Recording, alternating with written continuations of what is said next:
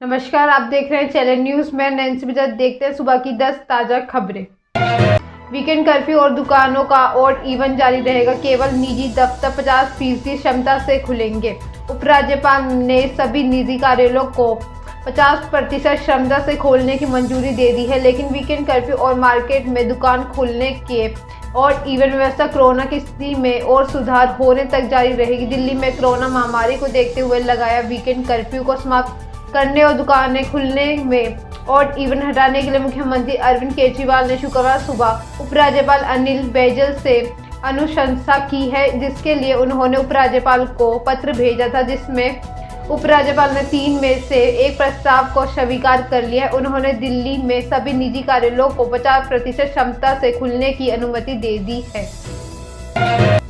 PM Modi का बड़ा फैसला। इंडिया गेट पर लगेगी नेताजी की भव्य मूर्ति। अमर जवान ज्योति विवाद के बीच ऐलान, इंडिया गेट पर नेताजी सुभाष चंद्र बोस की मूर्ति लगाई जाएगी। इसी बात की जानकारी प्रधानमंत्री नरेंद्र मोदी ने ट्वीट करके दी है। उन्होंने अपने ट्वीट में लिखा है कि ऐसे समय जब पूरा देश नेताजी सुभाष चंद्र बोस की 125वीं जयंती मना रहा है, मुझे यह बताते हुए खुशी हो रही है कि ग्रेनाइट से बनी हुई उनके भव्य प्रतिमा इंडिया गेट पर स्थापित की जाएगी। यह उनके प्रति भारत के ऋणी होने का प्रतीक होगा। पीएम ने कहा है कि जब नेताजी बोस की भव्य प्रतिमा पूरी नहीं हो जाती, तब तक उनकी होलोग्राम प्रतिमा उसी स्थान पर मौजूद रहेगी। मैं नेताजी की जयंती 23 जनवरी को होलोग्राम प्रतिमा के अनावरण करूंगा। यही केंद्रीय गृह मंत्री अमित शाह ने कहा है कि ये नेताजी के प्रति उचित श्रद्धांजलि है, जिन्होंने देश के लिए अपना सब कुछ दे दिया है।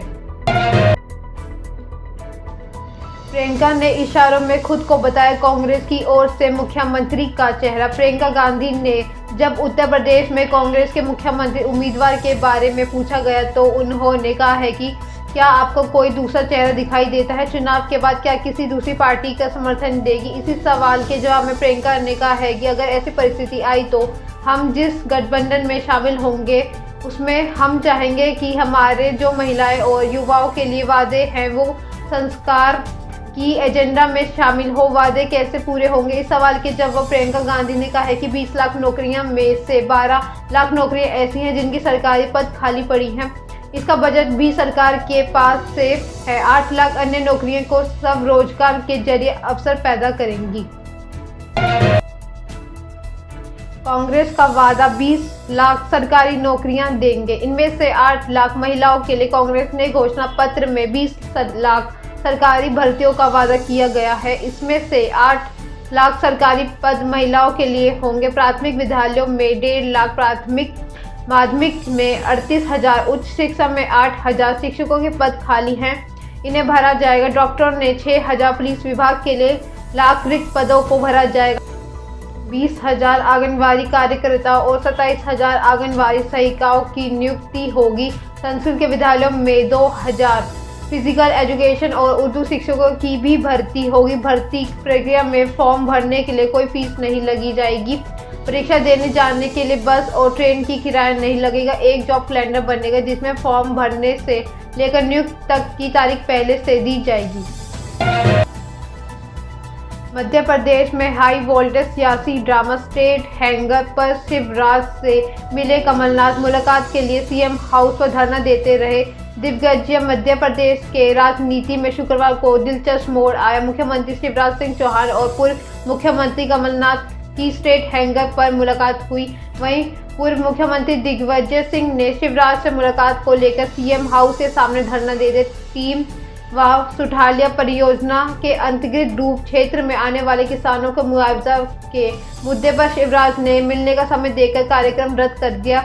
इसमें गुस्साए दिग्विजय सिंह ने शुक्रवार को सीएम हाउस के बाहर धरना दिया। उन्होंने एक दिन पहले मैसेज जारी कर कहा था कि ऐसा बर्ताव आपको महंगा पड़ेगा। शिवराज सिंह जी, उन्होंने आरोप लगाया है कि मुख्यमंत्री जी के पास मध्य प्रदेश के डूब में आने वाले किसानों से मिलने का समय नहीं है। उनके पास भूतपूर्व मुख्यमंत्री और वर्तमान राज्यसभा सांसद से मिलने का समय नहीं है। दिग्विजय सिंह ने सीएम शिवराज सिंह चौहान को पत्र लिखकर उनसे मिलने का समय मांगा था। बॉम्बे हाई कोर्ट के जज के चैम्बर में मिला सांप। लोगों में दहशत। बॉम्बे हाई कोर्ट में शुक्रवार को उस समय हड़कंप मच गया जहां हाई कोर्ट के जज के चैम्बर में एक सांप देखा गया है। हालांकि उस समय जज अपने चैम्बर में मौजूद थे या नहीं, इसकी जानकारी अभी तक उपलब्ध नहीं हो पाई।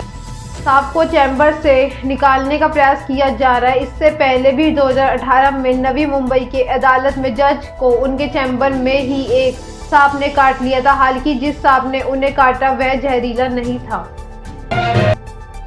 मुंबई पहुंचा युद्धपोत, जर्मनी के नौसेना अधिकारी को एयरलिफ्ट किया गया। जर्मनी के एक नौसेना अधिकारी को गुरुवार को आपात चिकित्सा सहायता के लिए अरब सागर से मुंबई में इमरजेंसी में एयरलिफ्ट किया गया। उस वक्त जर्मनी का यह युद्धपोत मुंबई तट से 275 किलोमीटर दूर था। एयरलिफ्ट किया गया जर्मनी के सैन्य अधिकारी को INHS अश्वनी पर ले जाया गया, जहां उनकी विशेष चिकित्सकों को टीम ने जांच की और उनकी कई तरह की जांच करवाई है।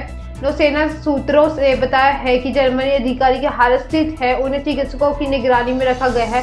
जर्मनी के युद्धपोत की मुंबई में जर्मनी के भारत स्थित राजदूत वॉल्टर ने लिंडर और महाराष्ट्र सरकार के प्रोटोकॉल पर्यटन व पर्यावरण मंत्री आदित्य ठाकरे ने अगवानी की है। दरअसल यह पोत मुंबई तट पर डेरा डालेगा। भारत प्रशांत क्षेत्र में चीन की बढ़ती दखल अंदाजी के चलते जर्मनी ने इसे क्षेत्र में भेजा है।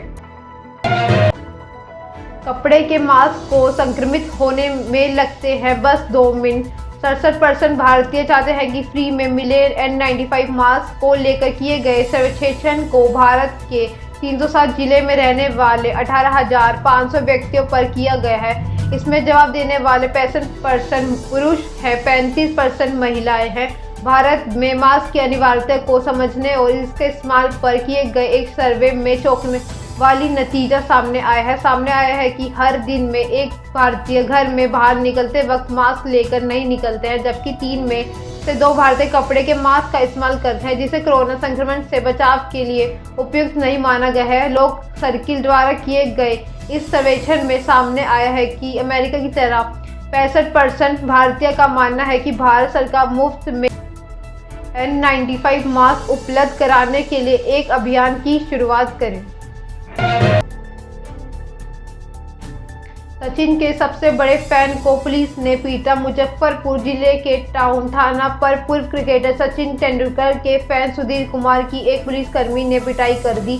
सुधीर ने जिस टाउन थाना के उद्घाटन चीफ गेस्ट बनकर किया था, उसकी थाना के एक मुंशी ने उन्हें गाली दी और फिर मारने के लिए हाथ उठाया। हालांकि हाथ से नहीं मारकर 2 लात मारी और गाली देकर थाना से भगा दिया। इस घटना से दुखी पीड़ित सुधीर ने टाउन DSP राम नरेश पासवान से शिकायत की है। उन्होंने जांच का उचित कार्रवाई का आश्वासन दिया है। घटना देर शाम की बताई जा रही है। सुधीर ने कहा है कि मेरे दुर्भाग्य है कि आज से कुछ साल पहले जब वह थाना भवन नया बना था, उस समय उन्हें सेलिब्रिटी के तौर पर उद्घाटन करने के लिए बुलाया गया था। उन्होंने फीता काटकर इसका उद्घाटन भी किया था, लेकिन आज उसी थाना पर उनके साथ मारपीट की गई है। उन्होंने कहा है जब उनके साथ इस तरह की घटना हो सकती है तो आम जनता के साथ पुलिस कैसा पेश आती होंगी, ये समझा जा सकता है।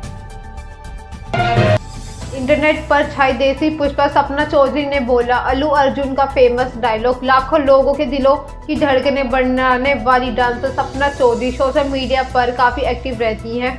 उनकी फैन फॉलोइंग इतनी है कि वह कुछ भी अपने सोशल मीडिया पर अपलोड करती हैं वो तुरंत ही वायरल हो जाता है। साउथ सुपरस्टार अल्लू अर्जुन अपनी हाल में ही आई फिल्म पुष्पा द राइज में अपनी दमदार एक्टिंग को लेकर तारीफें बटोर रहे हैं। दर्शकों को उनका स्टाइल बहुत पसंद आया है और उनका खुमार अब देसी कलाकार सपना चौधरी पर भी चढ़ गया है। सपना ने अपने इंस्टाग्राम हैंडल पर एक वीडियो शेयर किया है जिसमें वह मेहरून रंग का सूट पहने पुष्पा का डायलॉग बोल रही हैं। सपना ने बिल्कुल अल्लू अर्जुन की कॉपी करते हुए डायलॉग बोला है। इस वीडियो ने आते ही इंटरनेट पर धमाल मचा दिया है। ये थी सुबह की 10 बड़ी खबरें। ऐसे अपडेट्स के लिए बने रहे हमारे साथ। हमारे चैनल को लाइक करें, कमेंट करें, सब्सक्राइब करना ना भूलें। धन्यवाद।